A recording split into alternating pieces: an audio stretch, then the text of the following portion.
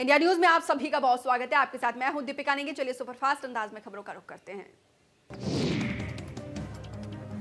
बढ़ते कोरोना को लेकर राहुल गांधी ने ट्वीट करते हुए चुनावी रैलियां रद्द करने का ऐलान किया। राहुल गांधी ने कहा कि मैं बंगाल के सभी रैलियों को रद्द करता हूं।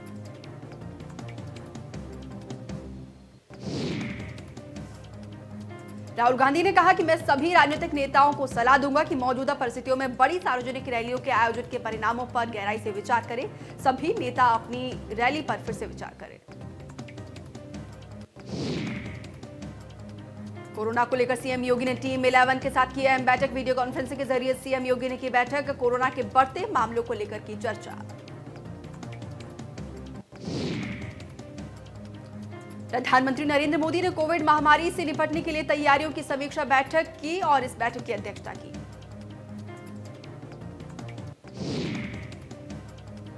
बैठक में दवाइयां, ऑक्सीजन, वेंटिलेटर और टीकाकरण से संबंधित विभिन्न पहलुओं पर चर्चा की गई।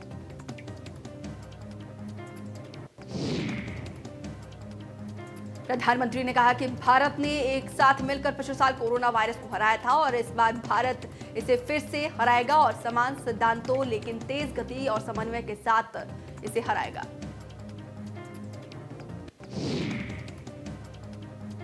पीएम ने जोर देकर कहा कि परीक्षण, ट्रैकिंग और उपचार का कोई विकल्प नहीं है। प्रारंभिक प्रशिक्षण और उचित ट्रैकिंग मृत्यु दर को कम करने में जरूरी होगा। पीएम मोदी ने कहा कि स्थानीय प्रशासन को लोगों की चिंताओं के प्रति सक्रिय और संवेदनशील होने की जरूरत है।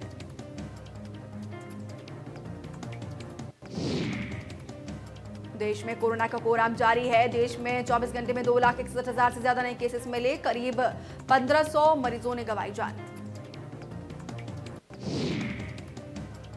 महाराष्ट्र में हालात सबसे खराब है। महाराष्ट्र में 24 घंटे में 67,000 से ज्यादा नए केसेस आए और आंकड़ा लगातार बढ़ता जा रहा है। यूपी में 24 घंटे में 27,334 नए केसेस आए। एक दिन में लखनऊ में 5,944 नए केसेस मिले। प्रदेश में लगातार आंकड़ों में तेजी देखने को मिल रही है। दिल्ली में भी एक बार फिर कोरोना पैर पसारता जा रहा है। राजधानी में 24 घंटे में कोरोना के 24,375 नए केसेस सामने आए।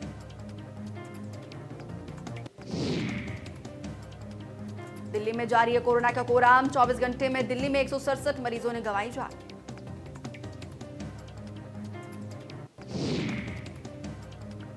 उत्तराखंड में 24 घंटे में कोरोना के 2,757 नए केसेस सामने आए तो वहीं एक दिन में 37 मरीजों ने गंवाई जान। अब तक प्रदेश में 1,856 मरीजों की हो चुकी है मौत।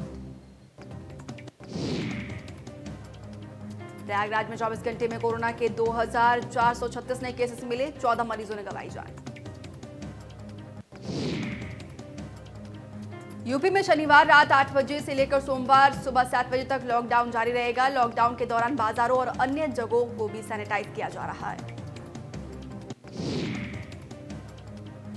मुजफ्फरनगर में पंचायत चुनाव के मद्देनजर पुलिस ने शराब माफियाओं पर बड़ी कार्रवाई की। पुलिस ने 3 शराब माफियाओं को गिरफ्तार किया।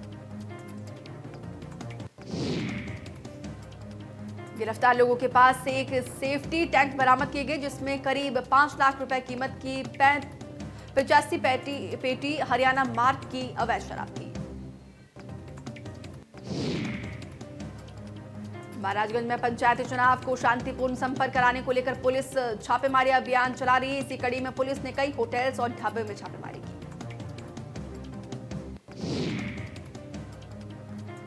कार्रवाई के दौरान होटल से नेपाली शराब की बरामदगी हुई है और मौके से एक युवक को भी हिरासत में लिया गया।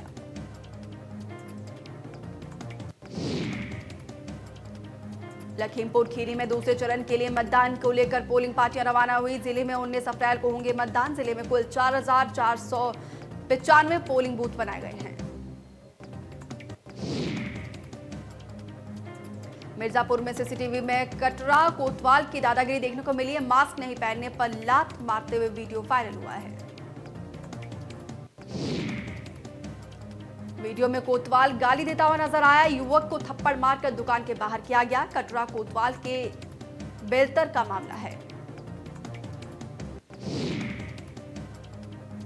मिर्जापुर में कोरोना मरीजों की संख्या में बढ़ोतरी को देखते हुए डीएम ने पुलिस बल के साथ रूट मार्च निकाला। इस दौरान डीएम ने लोगों को जागरूकता संदेश दिया और साथ ही लापरवाह नहीं बरतने की अपील की।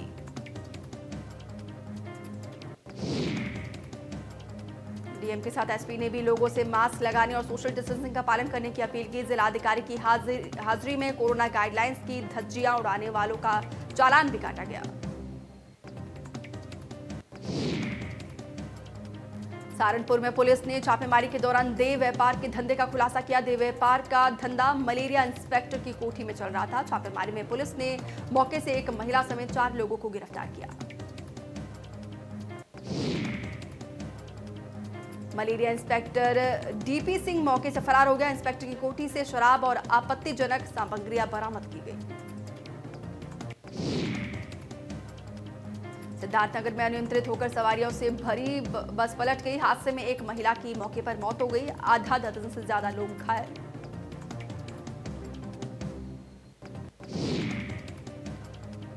ग्रेटर नोएडा में ईस्टर्न पेरिफेरल हाईवे पर भीषण सड़क हादसा हुआ। तेज रफ्तार ट्रक ने पिकअप पर जोरदार टक्कर मारी। हादसे में 4 लोग बुरी तरीके से घायल हुए।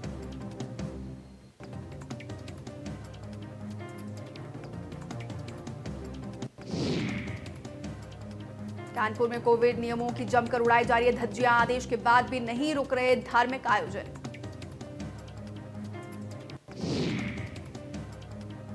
आयोजनों में कराया जा रहा अश्लील डांस। रामलीला के नाम पर हो रहा है डांस। सैकड़ों की तादाद में लोग हुए शामिल। कानपुर के चकोरी थाना इलाके में मोबाइल चोर को तालिबानी सजा मिली। चोर के पैर बांधकर जमकर पिटाई की गई। संभल प्रशासन नाइट कर्फ्यू को लेकर सख्त हो गया है। शहर से लेकर गांव तक नियमों का पालन कराया जा रहा है। नियमों के पालन के लिए एसडीएम, सीओ और थाना अध्यक्ष अपने अपने क्षेत्रों में हर तरह से निगरानी रख रहे हैं।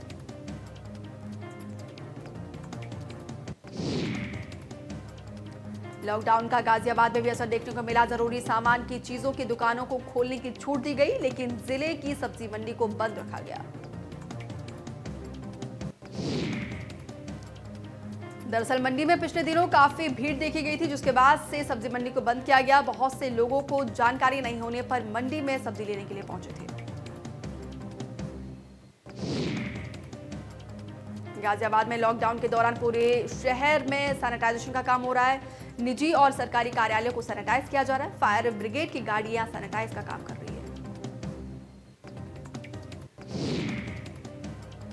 श्रावस्ती में कर्फ्यू का असर देखने को मिला। सड़कों पर छाया सन्नाटा। सुरक्षा व्यवस्था के मद्देनजर चप्पे चप्पे पर पुलिस बल तैनात। जरूरी दुकानों को खोलने की छूट मिली।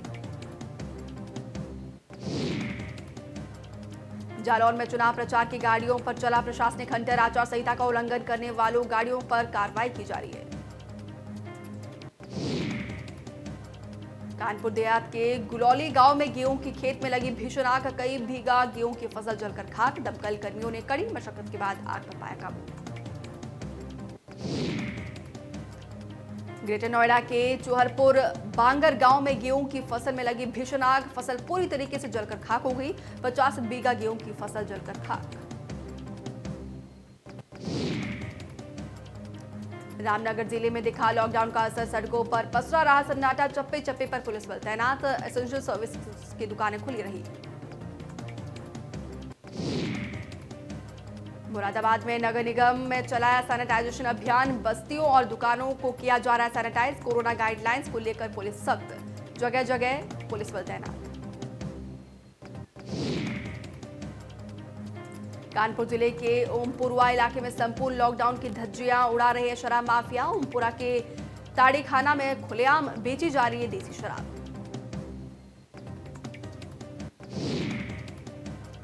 बहराइच में रेलिंग तोड़कर घर में घुसा तेज रफ्तार ट्रक। ट्रक की टक्कर से गिरी घर की दीवार। घर में मौजूद लोग बाल बाल बचे।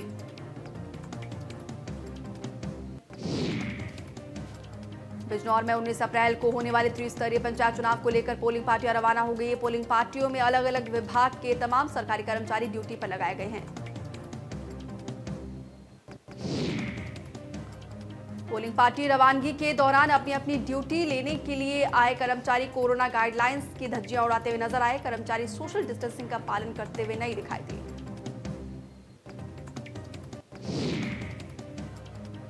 जबकि हाल ही में बिजनौर में 24 घंटे में 116 कोरोना संक्रमित के केसेस मिले थे और जबकि 871 एक्टिव केसेस मौजूद है। इसके बावजूद भी कर्मचारी द्वारा जमकर धज्जियां उड़ाई जा रही है।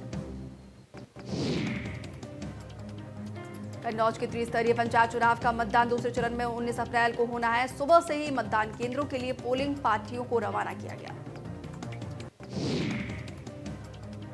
करीब 1842 पोलिंग पार्टियों को मतदेय स्थलों पर भेजा गया है, लेकिन यहाँ पर अव्यवस्थाओं का बोलबाला नजर आ रहा है। ऑफिसर पोलिंग पार्टियों को बस से भेजने का दावा कर रहे हैं, जबकि हकीकत में पोलिंग पार्टियां पैदल भटकती या फिर घोड़ा गाड़ियां से ड्यूटी के लिए जाते हुए दिखाई दिए। श्रावस्ती जिले के तिलकपुर में तेज रफ्तार ट्रक ने बाइक सवार को जोरदार टक्कर मारी। हादसे में गर्भवती महिला की मौत। बाइक सवार जो चालक है उसकी गंभीर हालत बनी हुई है। फिरोजाबाद में एक मनचले युवक को शादीशुदा महिला से फोन कर आपत्तिजनक बातें करना महंगा पड़ गया है। पिछले 4 दिनों से युवक महिला को फोन करके परेशान कर रहा था। महिला ने उसे मिलने के बहाने बुलाकर परिजनों को सौंप दिया। इसके बाद महिला के परिजनों ने युवक की खूब पिटाई की। मौके पर पहुंचे पुलिस ने युवक को गिरफ्तार कर लिया। हालांकि पूछ जाने पर युवक ने कहा कि उसे किसी और ने नंबर दिया था। हालांकि युवक ने नंबर देने वाले का नाम नहीं बताया। फिरोजाबाद के कोटला रोड बंबा चौराहे पर लॉकडाउन का असर नहीं दिख रहा है। बिना मास्क लगाए फल सब्जी बेचते दिखे विक्रेता। सोशल डिस्टेंसिंग की भी नहीं हो रही पालना।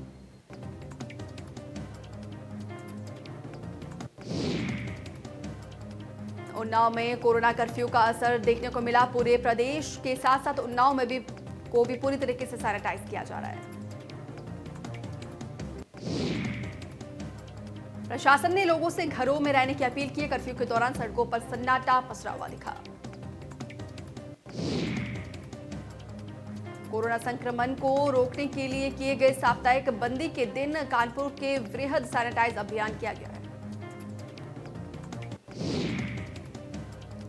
मोती झील ग्राउंड से मंडलायुक्त ने झंडी दिखाकर अभियान की शुरुआत की। 156 जेटिंग मशीन और 300 कर्मचारियों के साथ अभियान की शुरुआत की गई। उन्नाव जिले में कोरोना कर्फ्यू का असर देखने को मिला। एसडीएम ने सैनिटाइजेशन का जायजा लिया। उन्नाव सदर गंगाघाट क्षेत्र का एसडीएम ने जायजा लिया। कोरोना महामारी से निपटने के लिए यूपी सरकार ने 35 घंटे का कोरोना कर्फ्यू लगाया है। सरकार द्वारा लगाए गए कोरोना कर्फ्यू का जालौन में व्यापक असर देखने को मिला।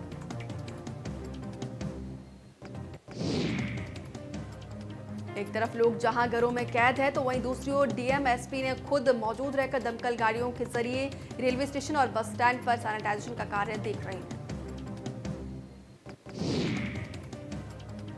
प्रदेश सरकार ने इस दौरान सभी जिलों में सैनिटाइजेशन कराने का निर्देश भी दिया है। शासन के निर्देश के क्रम में जालौन में कोरोना कर्फ्यू का सख्ती से पालन कराया गया। उत्तर प्रदेश के ललितपुर जिले में त्रिस्तरीय पंचायत चुनाव के लिए 19 अप्रैल को मतदान किया जाना है, जिसको लेकर जिला प्रशासन द्वारा पूरी तैयारियां कर ली गई है।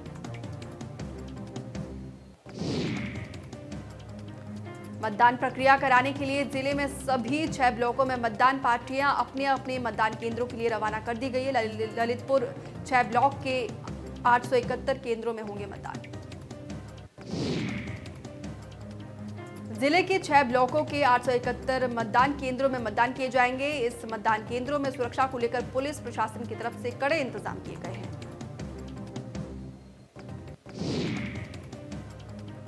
सुल्तानपुर जनपद में द्वितीय चरण में 19 अप्रैल को पंचायत चुनाव होने। पंचायत चुनाव को लेकर नगर के पयागीपुर स्थित गणपत स्याय पीजी कॉलेज में पोलिंग पार्टियां रवाना की गई। जनपद में ग्राम प्रधान के कुल 969, जिला पंचायत सदस्य के 45, बीडीसी के 1136 और ग्राम प्रधान सदस्य के 12,091 पद है, जिसमें से प्रधान का 1 पद निर्विरोध और बीडीसी के 17 प्रत्याशी निर्विरोध चुने गए। जनपद में कुल 977 पदों में कल मतदान होना है, जबकि 2 ग्राम पंचायतों में 2 प्रत्याशियों की मौत हो चुकी है, जिसके चलते वहां पर बाद में चुनाव कराए जाएंगे। दूसरे चरण के त्रिस्तरीय पंचायत चुनाव के लिए आज बदायूं में पोलिंग पार्टियां रवाना की गई। कल 19 अप्रैल को 3150 पोलिंग बूथ पर मतदान होगा। पोलिंग पार्टी में शामिल मतदान अधिकारी और कर्मचारी को दोनों अधिकारियों ने जरूरी दिशा निर्देश जारी किए ताकि जिले में त्रिस्तरीय पंचायत चुनाव सकुशल संपन्न कराया जा सके।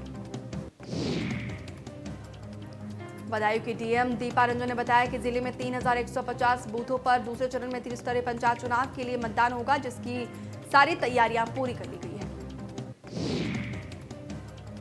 कौशाम्बी में प्रधानी चुनाव को लेकर दो पक्षों में खूनी संघर्ष देखने को मिला। दोनों तरफ से लाठी डंडे और फायरिंग हुई। इसमें कई लोग घायल हो गए। सूचना मिलने पर मौके पर पहुंची पुलिस ने सभी घायलों को जिला अस्पताल में भर्ती कराया। इस घटना के बाद पूरे इलाके में दहशत का माहौल है। अलीगढ़ जिला पंचायत चुनाव को लेकर सरगर्मी तेज हो गई, जिसको लेकर आज दूसरे और अंतिम दिन हाई प्रोफाइल लोगों के नामांकन किए गए। बीजेपी की तरफ से खुशबू भारद्वाज और समाजवादी पार्टी की तरफ से भी वीआईपी लोगों ने पर्चे दाखिल किए।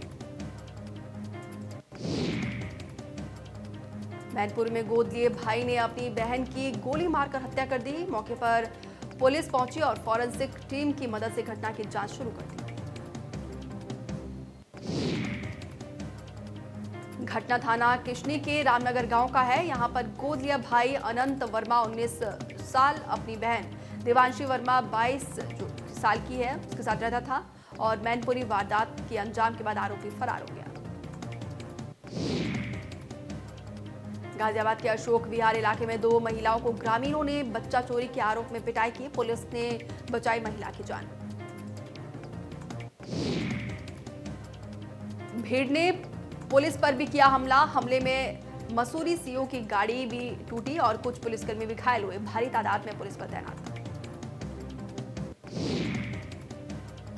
आगरा जिला के कालिंदी विहार में पेट्रोल कर्मचारियों की दबंगई, चोरी का आरोप लगाने पर की पिटाई। युवकों की लाठी डंडे से पिटाई हुई। एनडीए परीक्षा को लेकर सीएम तीरथ ने दिए निर्देश। परीक्षार्थियों को एडमिट कार्ड के आधार पर परीक्षा केंद्र जाने की अनुमति दे।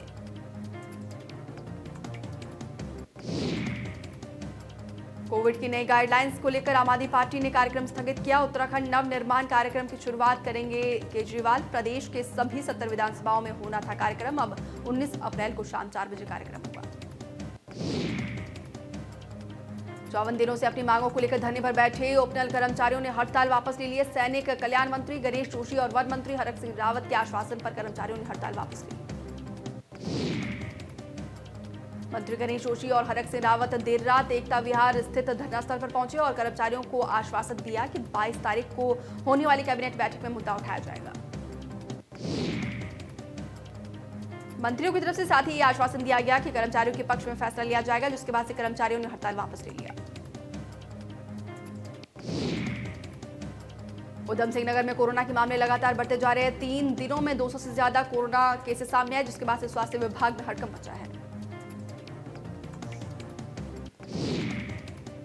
मामले की गंभीरता को देखते हुए स्वास्थ्य विभाग ने कोरोना जांच बढ़ा दी है और सीमावर्ती क्षेत्रों में भी चौकसी बढ़ा दी गई है। स्वास्थ्य विभाग ने जांच के कई टीम बना दी है, जिसके बाद से जल्द कोरोना पॉजिटिव लोगों का इलाज हो सके और संक्रमण को रोका जा सके। चमोली में कार खाई में गिरी। हादसे में 5 लोगों की मौत। एक ही परिवार के सारे सदस्य बताए जा रहे हैं।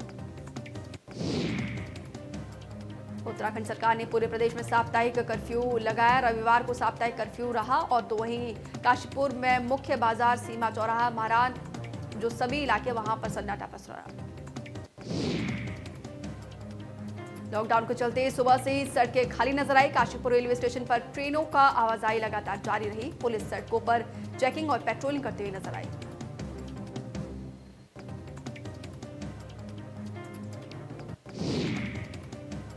कोरोना के मामले लगातार बढ़ते देखकर प्रदेश सरकार ने पूरे प्रदेश में लॉकडाउन लगाया गया। एसेंशियल सर्विसेज को छोड़कर कोटक द्वार में भी पूरी तरीके से लॉकडाउन रहा। रोडवेज में सफर करने वालों को लॉकडाउन में छूट दी गई। यात्री लॉकडाउन का समर्थन करते हुए नजर आए, लेकिन वहां पर सरकार का खिलाफ अपना आक्रोश भी व्यक्त करते हुए नजर आए।